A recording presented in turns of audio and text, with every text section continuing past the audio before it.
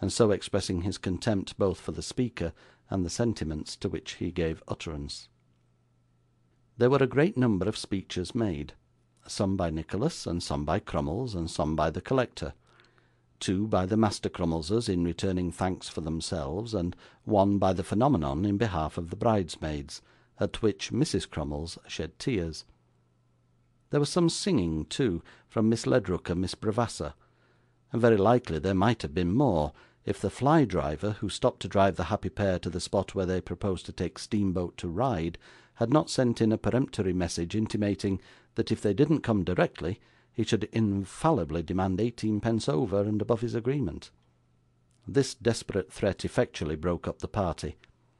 After a most pathetic leave-taking, Mr. Lillyvick and his bride departed for Ryde, where they were to spend the next 2 days in profound retirement, and whither they were accompanied by the infant, who had been appointed travelling bridesmaid on Mr. Lillyvick's express stipulation, as the steamboat people, deceived by her size, would, he had previously ascertained, transport her at half price. As there was no performance that night, Mr. Crummles declared his intention of keeping it up till everything to drink was disposed of, but Nicholas, having to play Romeo for the first time on the ensuing evening, contrived to slip away in the midst of a temporary confusion, occasioned by the unexpected development of strong symptoms of inebriety in the conduct of Mrs. Grudden. To this act of desertion he was led, not only by his own inclinations, but by his anxiety on account of Smike, who, having to sustain the character of the apothecary, had been as yet wholly unable to get any more of the part into his head than the general idea that he was very hungry, which, perhaps from old recollections, he had acquired with great aptitude. 'I don't know what's to be done, Smike,' said Nicholas, laying down the book. 'I am afraid you can't learn it, my poor fellow.' 'I'm afraid not,' said Smike, shaking his head.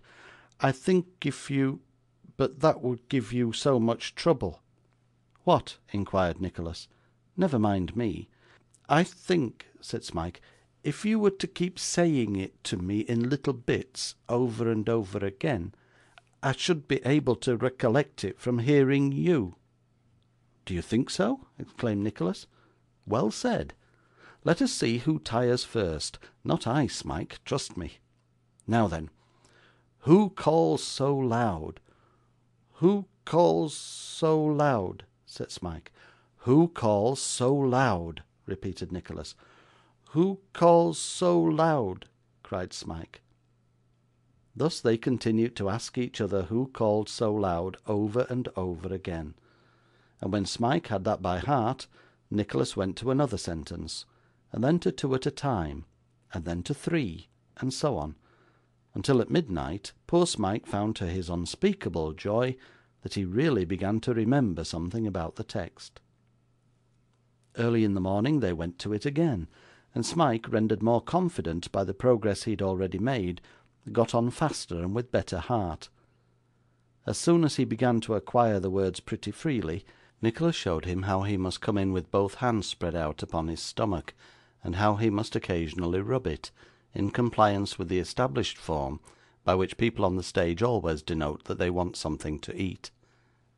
After the morning's rehearsal, they went to work again, nor did they stop, except for a hasty dinner, until it was time to repair to the theatre at night. Never had master a more anxious, humble, docile pupil. Never had pupil a more patient, unwearying, considerate, kind-hearted master. As soon as they were dressed, and at every interval when he was not upon the stage, Nicholas renewed his instructions. They prospered well. The Romeo was received with hearty plaudits and unbounded favour, and Smike was pronounced unanimously, alike by audience and actors, the very prince and prodigy of apothecaries.